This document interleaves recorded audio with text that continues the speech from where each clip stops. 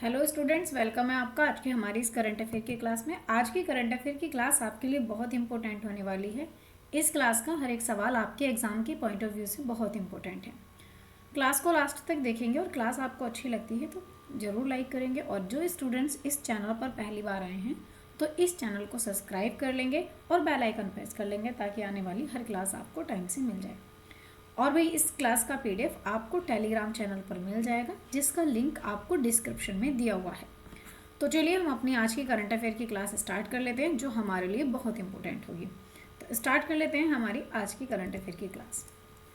पहला सवाल हमने यहाँ पे लिया है, सवाल नंबर 1। पहला सवाल है कि हाल ही में यूएसए यानी कि बात करें यूएसए में जो है जॉन कैसबेट्स की बात करें तो जॉन कैसबेट्स पुरस्कार है, ये जीतने वाली पहली भारतीय फिल्म जो है कौन सी बनी है, यानी कि यूएसए में जीती है। और जो जॉन कैसबेट्स पुरस्कार है, ये पुरस्कार जीता है, कौन सी भारतीय फिल्म है।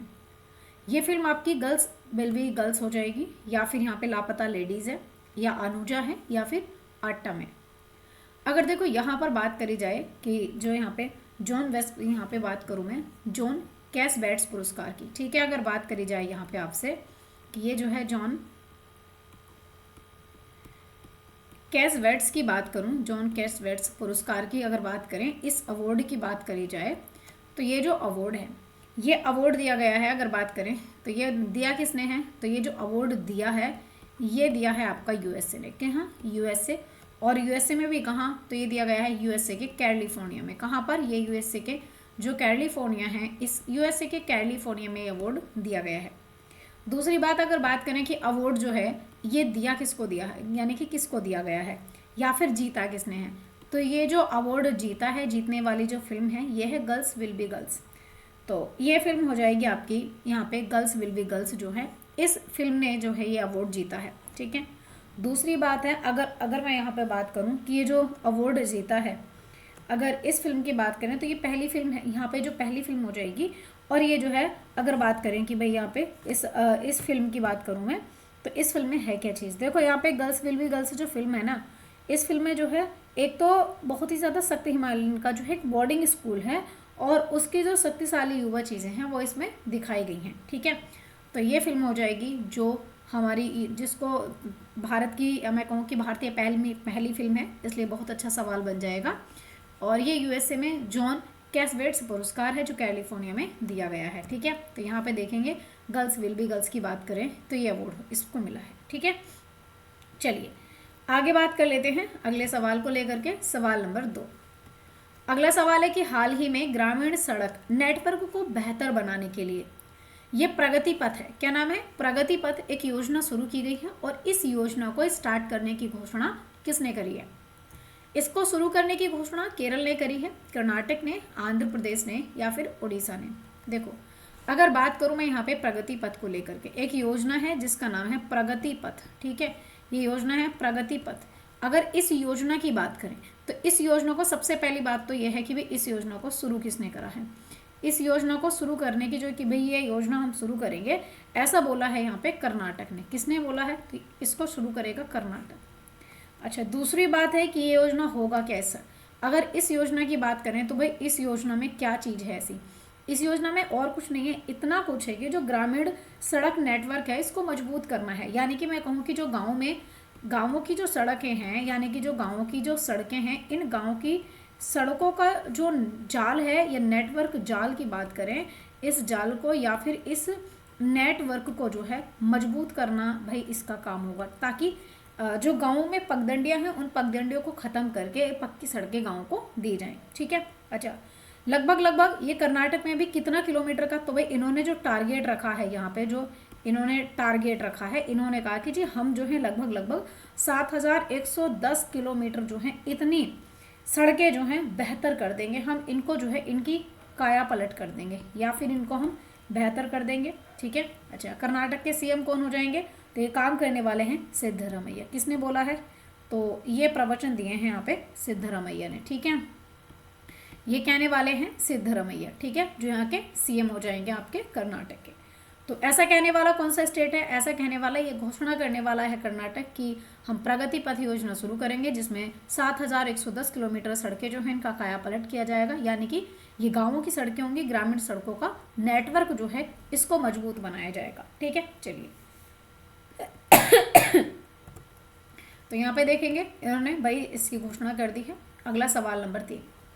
अगला सवाल है कि हाल ही में केंद्रीय उत्पाद शुल्क दिवस, ठीक है, केंद्रीय उत्पाद शुल्क दिवस की अगर मैं बात करूं 2025 का, तो ये कब सेलिब्रेट किया गया है?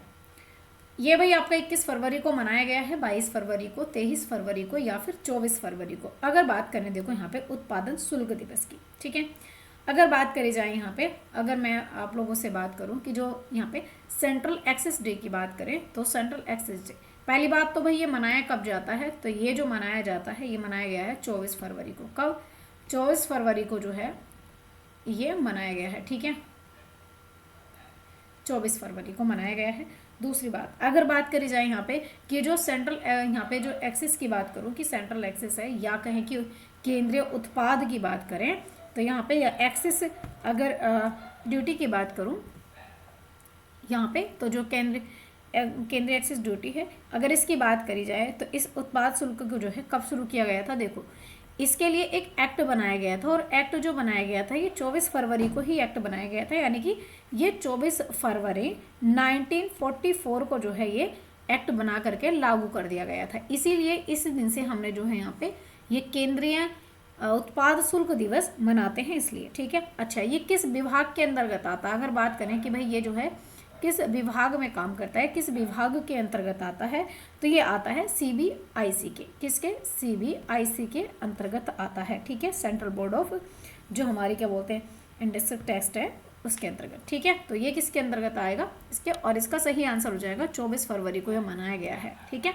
अगर बात करें हम, चलिए अगला सवाल हमारा स्क्रीन पर है, सवाल नंबर 4। चलिए सवाल नंबर 4 को देखते हैं। देखो हाल ही में दूसरी बार ये क्या है? ISL शील्ड का खिताब किसने जीता है? ISL शील्ड का जो खिताब है ये किसने जीता है और दूसरी बार जीता है? ये मोहन बागान सुपर जायंट ने जीता है, या FC गोवा ने जीता है, मुंबई सिटी FC ने, या फिर यहाँ पे जमशेदपुर FC ने? तो भाई किसने जीता है? अगर बात करी जाए यहाँ पे कि जो ISS शील्ड का जो खिताब है, ISS शील्ड, ठीक है, अगर इसकी बात करें इस शील्ड की, तो ये जो है इंडियन सुपर लीग इसको बोलते हैं। अगर IS की बात करूँ यहाँ पे जो ISL है इसको बोलते हैं इंडियन सुपर लीग। ठीक है, इसको क्या बोलते हैं? इसको बोलते हैं इंडियन सुपर लीग। ठीक है, ये है Indian super league. Indian super league की अगर मैं बात करूं तो इसका जो खिताब जीता है, जीतने वाले हैं मोहन बागान सुपर जॉइंट। कौन हो जाएंगे? जीता है मोहन बागान सुपर जॉइंट के द्वारा ये खिताब जीता गया है। अच्छा, मोहन बागान सुपर जॉइंट ने जीता है, और जीता कब है? तो भाई इन्होंने जो है ये दूसरी बार जीता है, सेकंड बार इन्होंने ये खिताब जीता है। ठीक है, अच्छा तीसरी बात है कि ये जो है यहाँ पे इंडियन सुपर लीग की बात करूँ तो ये जो होस्ट कर रहा था इसको कौन कर रहा था? इंडियन सुपर लीग को जो होस्ट किया है ये किसने किया है? तो ये हो रही थी कोलकाता में, इसको होस्ट किया गया था कोलकाता में। ठीक है, कोलकाता में भी कहाँ पे होस्ट किया गया था? स्वामी विवेकानंद स्टेडियम में। कहाँ पर? ये होस्ट किया गया था स्वामी विवेकानंद स्टेडियम में। ठीक है, विवेकानंद में, विवेकानंद स्टेडियम की बात करें तो इस स्टेडियम में जो है इसको होस्ट किया गया था। ठीक है, तीसरी बात है तो हारा कौन है? ये तो जीतने वाले हैं। अगर बात करूं कि यहाँ पे उपविजेता कौन बने हैं, उपविजेता की बात करी जाए तो उपविजेता कौन बना है? तो जी उपविजेता बना है यहाँ पे ओडिशा। ठीक है, कौन बना है? ओडिशा इसका उपविजेता बना है। ठीक है, चलिए तो आंसर हो जाएगा मोहन बागान सुपर जायंट, जिसको जीता है, जो जीता है ओडिशा को हरा करके सेकंड बार जीता है। कोलकाता में होस्ट किया गया था स्वामी विवेकानंद स्टेडियम में। ठीक है, इंडियन सुपर लीग की हमने बात करी है, तो इसका सही आंसर हो गया। चलिए आगे बात कर लेते हैं नेक्स्ट अगले सवाल को देख करके। चलिए अगला सवाल है हमारा सवाल नंबर 5। सवाल नंबर 5 क्या कहता है? देखो हाल ही में नीति आयोग ने किसकी अध्यक्षता में एम्स के जो है नए आधुनिकीकरण के लिए एक समिति का गठन किया है? एक समिति बनाई गई है एम्स के आधुनिकीकरण के लिए, यानी कि उसको मॉडिफाइड करने के लिए, या मैं कहूँ कि जो एम्स है एक कमेटी बनाई गई है। किसके लिए कमेटी बनाई गई है? यहाँ पे मॉडर्नाइजेशन करने के लिए एम्स को। ठीक है, और बनाई किसने है? नीति आयोग ने। ठीक है, तो इसके जो अगर बात करें तो इसके चेयरपर्सन या चेयर जो है इसके चेयरमैन अध्यक्ष कौन होने वाले हैं? हर्ष कुमार होंगे इस समिति के अध्यक्ष, या फिर पीके पॉल होने वाले हैं, वीके पॉल, या महेश कुमार अग्रवाल हो जाएंगे, या ज्ञानेंद्र प्रताप की बात करूं, ज्ञानेंद्र प्रताप सिंह। ठीक है, सॉरी थोड़ी सी मिस्टेक हुई बोलने में। हाँ, तो चलिए भाई इसका सही आंसर देखो। अगर बात करी जाए यहाँ पे कि नीति आयोग की बात करें, देखो अगर बात करें कि जो नीति आयोग है, नीति आयोग ने जो है यहाँ पे अगर बात करी जाए तो नीति आयोग के सदस्यों में से अगर नीति आयोग ने किसकी अध्यक्षता में, पहली बात जो नीति आयोग है, ठीक है, नीति आयोग ने जो है यहाँ पे एक अपनी समिति बनाई है। ठीक है, नीति आयोग की एक समिति बनाई गई है और इस समिति के जो अध्यक्ष बनाए गए हैं, इस समिति के जो अध्यक्ष हैं वो कौन बनाए गए हैं, वीके पॉल। इस समिति के अध्यक्ष बनाए गए हैं वीके पॉल की बात करें तो वीके पॉल इस समिति के अध्यक्ष बनाए गए हैं। ठीक है, अच्छा, यह जो समिति बनाई गई है, ये समिति इसलिए बनाई गई है ताकि जो एम्स है दिल्ली का, उसका आधुनिकीकरण किया जा सके। किसके लिए? तो समिति बनाई गई है जो एम्स है, इस एम्स यानी कि जो दिल्ली का एम्स है, इस दिल्ली के एम्स का आधुनिकीकरण करने के लिए। ठीक है, यानी कि इस एम्स का आधुनिकीकरण की बात करें, आधुनिकीकरण करने के लिए ये नीति बनाई, नीति आयोग ने इसका जो है गठन किया है। अध्यक्ष वीके पॉल हो जाएंगे।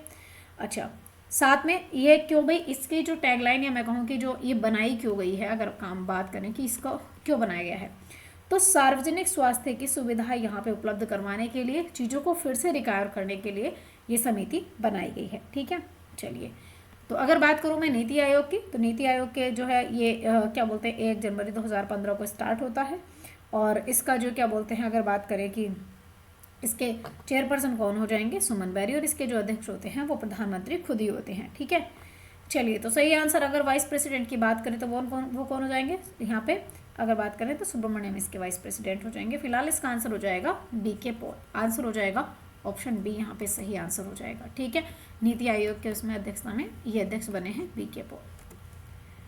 अगला सवाल है सवाल नंबर 6। चलिए सवाल नंबर देखो 6 क्या कह रहा है। सवाल नंबर 6 है कि हाल ही में कार्बन मार्केट पर पहला अंतर्राष्ट्रीय सम्मेलन, और इसका नाम है प्राकृतिक, ये कहाँ पर हुआ है। अगर बात करें कि पहला अंतर्राष्ट्रीय सम्मेलन है प्राकृतिक, ये एक सम्मेलन है जिसका नाम है प्राकृतिक। प्राकृतिक की बात करी जाए तो ये सम्मेलन है, और ये प्राकृतिक सम्मेलन जो है कहाँ पर हो, प्राकृतिक सम्मेलन है। ठीक है, सबसे पहली बात, ये सम्मेलन हुआ कहाँ पर है, हुआ कहाँ है, अगर इसकी बात करें कहाँ हुआ है। ठीक है, तो ये सम्मेलन जो हुआ है ये बेंगलुरु में, नई दिल्ली में, मुंबई में, चेन्नई में, ये सम्मेलन हुआ है आपका नई दिल्ली में। कहाँ हुआ है, ये जो नई दिल्ली है यहाँ पर ये सम्मेलन करा गया है। अच्छा, सम्मेलन हुआ क्यों है, अगर बात करें कि भाई ये सम्मेलन करा क्यों गया है, ऐसा क्या काम था।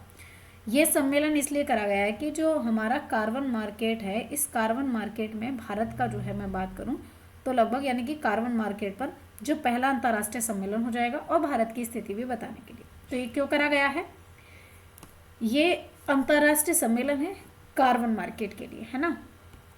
तो ये जो है जो कार्बन मार्केट है, ये कार्बन मार्केट का पहली बात तो पहला सम्मेलन है। ठीक है, पहला सम्मेलन है, और ये इसलिए करा गया है कि और ये अंतर्राष्ट्रीय सम्मेलन है ताकि कार्बन जो है हमारा, ये मैं कहूँ ऊर्जा दक्षता जो है, इसके कार्बन उत्सर्जन को रोकने के लिए क्यों करा गया है।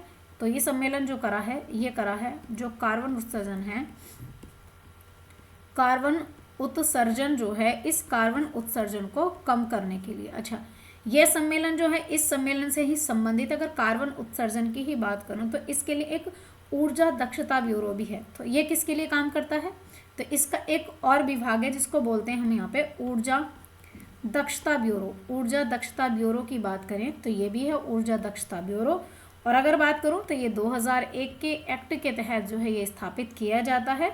2002 की बात करूँ तो ये स्टार्ट हो जाता है। ठीक है, अपना काम करना शुरू कर देता है, वही काम है, फायदा है कि कार्बन उत्सर्जन को रोकने के लिए अपना काम करता है। ठीक है, तो इसका आंसर क्या हो जाएगा, नई दिल्ली में पहला सम्मेलन है, अंतर्राष्ट्रीय सम्मेलन है।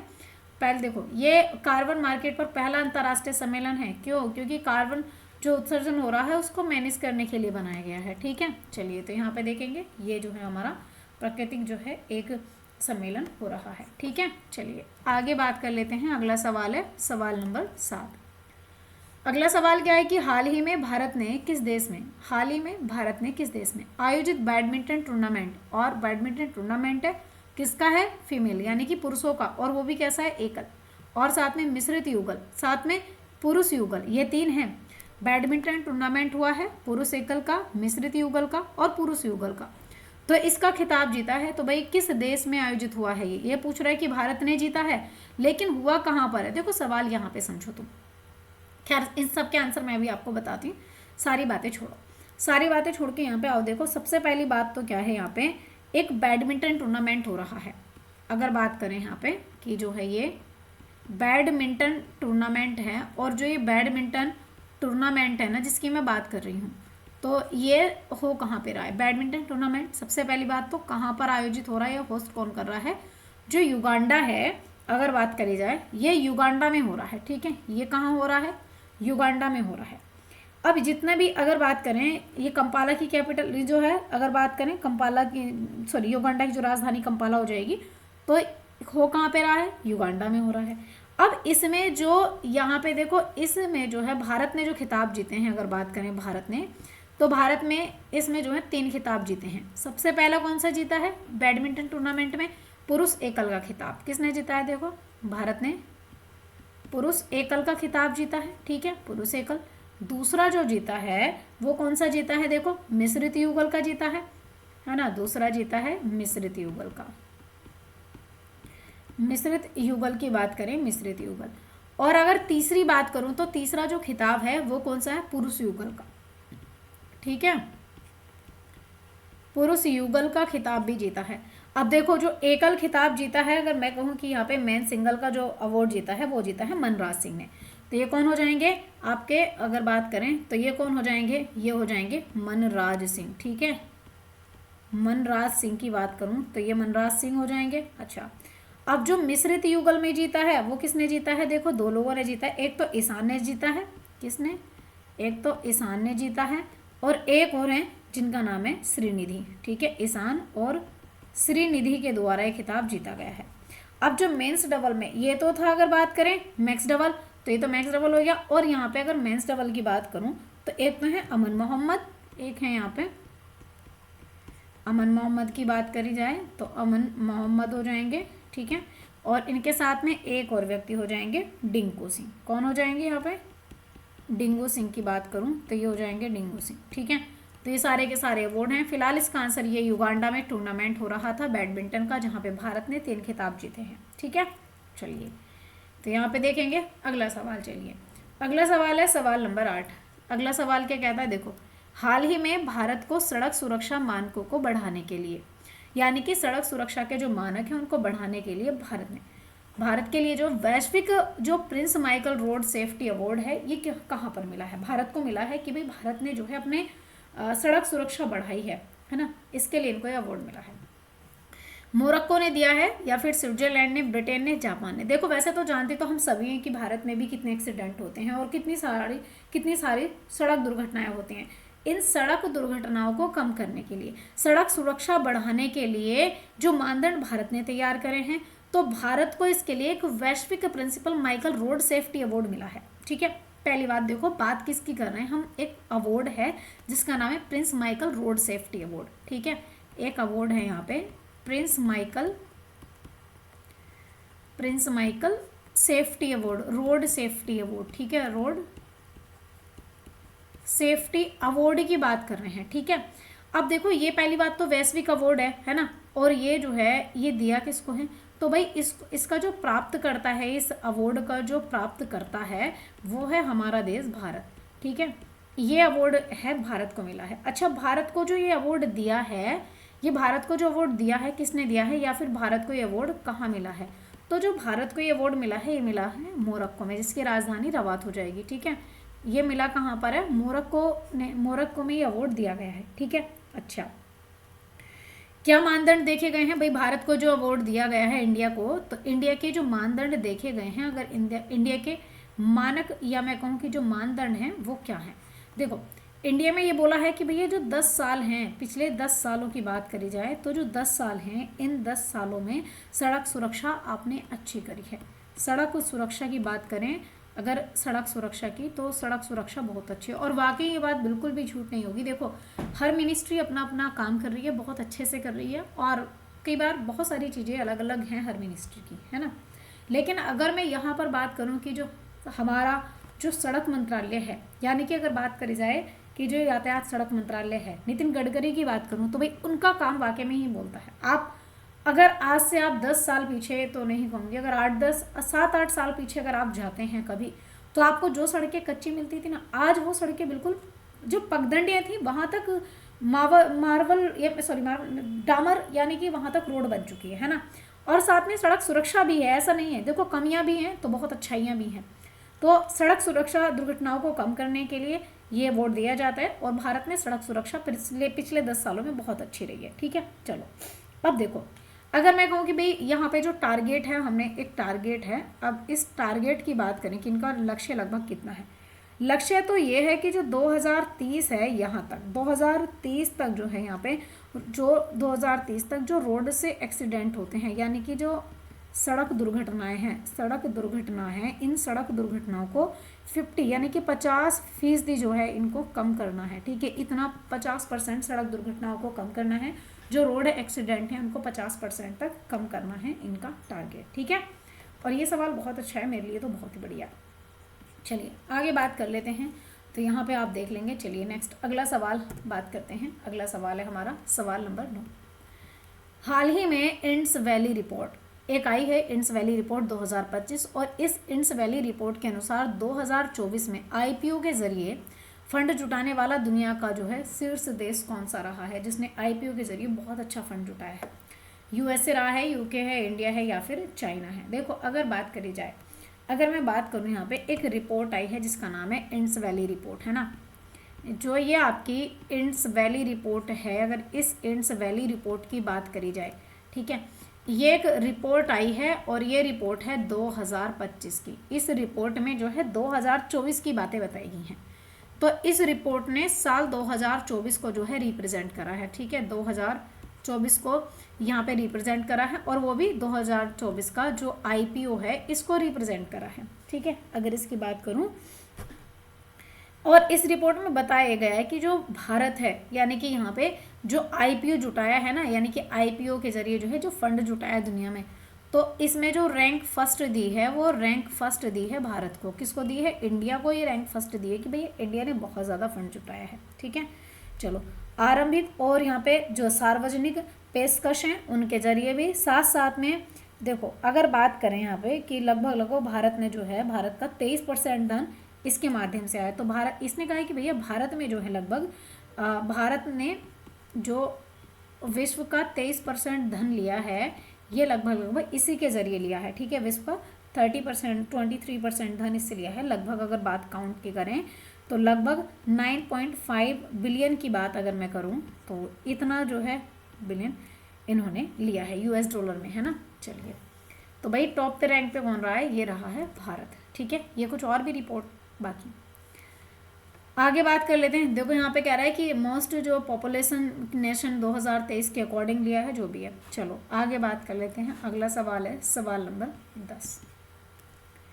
सवाल नंबर 10 ये है कि देखो, हाल ही में 17 साल और 998 दिन की जो है, 17 साल 998 दिन की इनकी उम्र है, और इन्होंने जो है WTA का जो है 1000 खिताब जीतने वाली सबसे कम उम्र की खिलाड़ी बनी है, और इनका नाम है मीरा एंड्रीवा। तो ये मीरा एंड्रीवा किस देश से संबंध रखती हैं? कहाँ की हैं ये? रूस की हैं, नॉर्वे की, पुर्तगाल की, डेनमार्क की। अगर देखो, एक खिलाड़ी हैं जिनका नाम है मीरा एंड्रीवा। ठीक है, मीरा एंड्रीवा। अगर मैं इन मीरा एंड्रीवा की बात करूँ, तो जो मीरा एंड्रीवा हैं ये विजेता रही हैं, और अगर बात करी जाए तो इन्होंने लगभग इन्होंने WTA के जो हैं इन्होंने 1000 खिताब जो हैं जीते हैं। इसकी ये विजेता रही हैं। ठीक है, ये इसकी विजेता रही हैं, जो दुबई में हुआ है। अगर बात करें कहाँ पे हुआ है, तो ये आपका दुबई में हुआ है।